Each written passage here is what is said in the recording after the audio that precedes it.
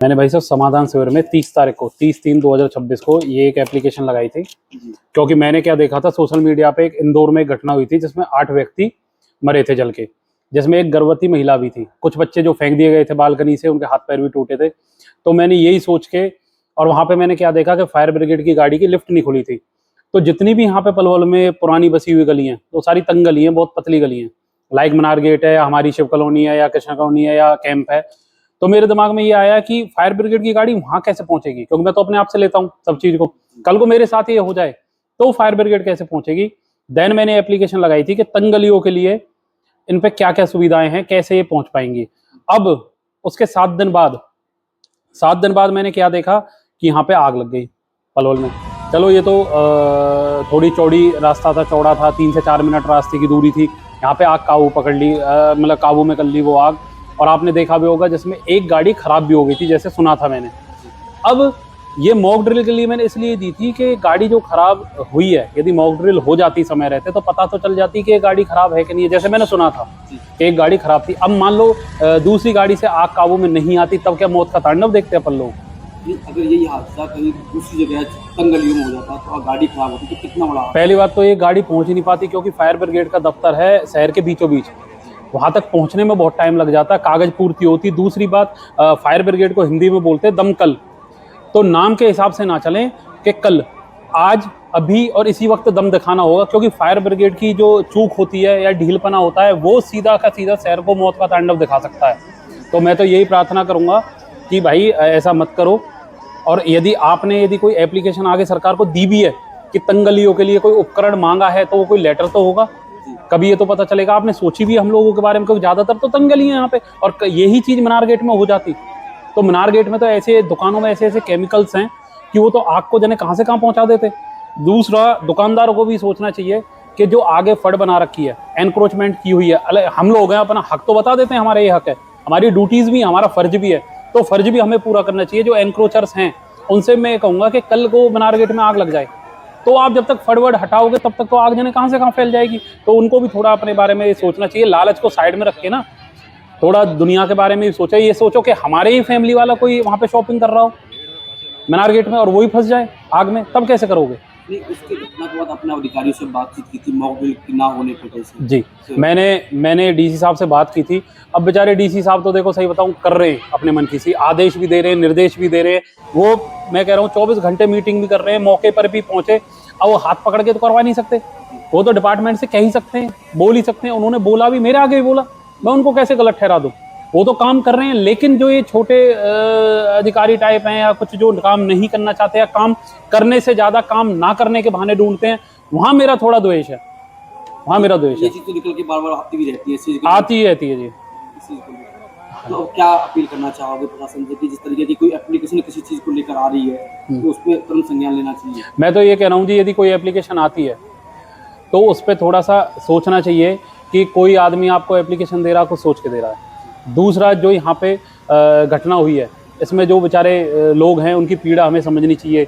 मैं तो ये भी अपील करता हूँ सरकार से कि जो यहाँ पे ज़्यादातर गवर्नमेंट ऑफिसर हैं, उनकी इनकम के हिसाब से कुछ कुछ रुपए काट के उनकी तनख्वाह में से यदि हो सके तो इनको देना चाहिए। दूसरी बात, जो यहाँ पे दुकानदार है, जिसका कपड़े का काम हो, कपड़े से मदद करे, बर्तन का काम है, बर्तन से मदद करे, जिसका किसी का सिलेंडर गैस का काम हो, उससे मदद करे। मैं भी मदद करूँगा जो हो पाएगा मेरे से। जो यहाँ पे होटल वाले हैं जितने भी, वो अपना जो खाना वाना, जैसे भी उनकी मदद होती है, बिरयानी वाले या कोई भी ठेले वाले, जैसे जिससे मदद हो पाए, मैं तो यही प्रार्थना करूंगा उनकी मदद करो। इस टाइम उनका बहुत पीड़ा का समय है। मैं भी अपनी साइड से जो मदद हो पाएगी मैं करूंगा अपनी औकात के हिसाब से। दूसरा, जिनका मेडिकल का काम है, दवाइयों से मदद करो। जिनका उन्होंने थोड़ा बहुत कर्ज उठा भी रखा है, ठीक है, तो थोड़ा उन पर रहम खाओ, जैसे ऑर्डर ले रखे होंगे कुछ ना कुछ।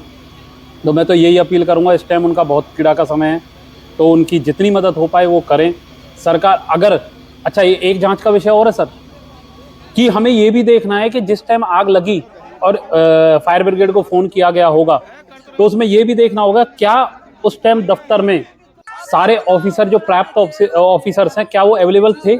कहीं ऐसा तो नहीं है कि अपने निजी काम के लिए कहीं गए हुए थे, उन्हें आने में टाइम लगा हो, इसलिए यहाँ पे थोड़ा बहुत जो मैंने सुना है कि थोड़ा बहुत जो टाइम लगा है यहाँ तक पहुँचने में, जो सुना है मैंने। बाकी वो तो सारे सबूत सोशल मीडिया पे मिल जाएंगे। तो ये भी जांच का विषय है कि क्या पर्याप्त ऑफिसर वहाँ पे थे उस टाइम अवेलेबल फायर ब्रिगेड में। तो मैं तो यही कहूँगा कि आगे से ऐसी ना हो घटना। अपना जो भी मॉक ड्रिल होती हो समय समय पे वो करें।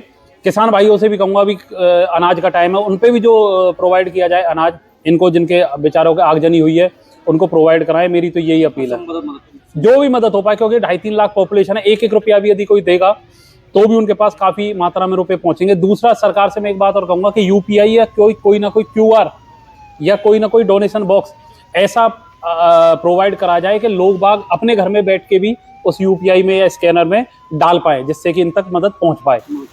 अपने को देखो जी, ना तो किसी राजनीतिक पार्टी से कोई लेना देना, ना अपने को कोई राजनीतिक पार्टी में कोई घुसना, क्योंकि मुझे घुसना होता है सेकुलरिज्म वाले काम करता, अच्छे अच्छे बयान देता। और रही उसकी बात राजनीतिक पार्टी की, मुझे मेरा पड़ोसी वोट ना दे, क्यों ना देगा? क्योंकि पड़ोसी इसलिए वोट नहीं देगा क्योंकि मैं सच बोलता हूँ, मुंह पे बोलता हूँ, कड़वा बोलता हूँ। मेरे बस की नहीं है कि मैं मीठा मीठा बोल के पीछे से छुरा कॉपू। तो इसलिए मेरे को राजनीति से भी ना जोड़े। मेरे को अच्छा लगता है ये काम करना। जब मैं कोई अच्छा काम करता हूँ तो मुझे रात को नींद अच्छी आती है। इतिहास भी मेरे से कभी ये नहीं कहेगा कि तेरे बुजुर्ग ने कोई काम नहीं किया। तो ये सोच के मैं कर लेता हूँ। गुड्डू भाई, आज के टाइम में अगर कोई एक केला भी डोनेट करता है ना, तो उसके भी 36 फोटोग्राफ डालता है फेसबुक पे, इंस्टाग्राम पे। आप इतने बड़े बड़े काम करते हुए दूर रहते हो मीडिया से सब लोगों से, क्यों?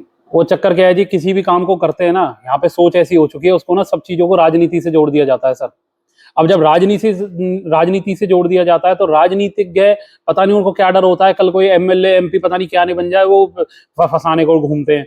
तो अपना वो कहते हैं ना, नेकी करो दरिया में डालो। अब आप जैसे जो अच्छे इंसान थे, उन्होंने मेरे से कहा कि आप काम करते रहते हो। मैंने बहुत सारे काम किए जी पलवल में, ये फ्लाईओवर से लेकर पता नहीं क्या क्या, मैं 2010 से ही काम करता आ रहा हूँ।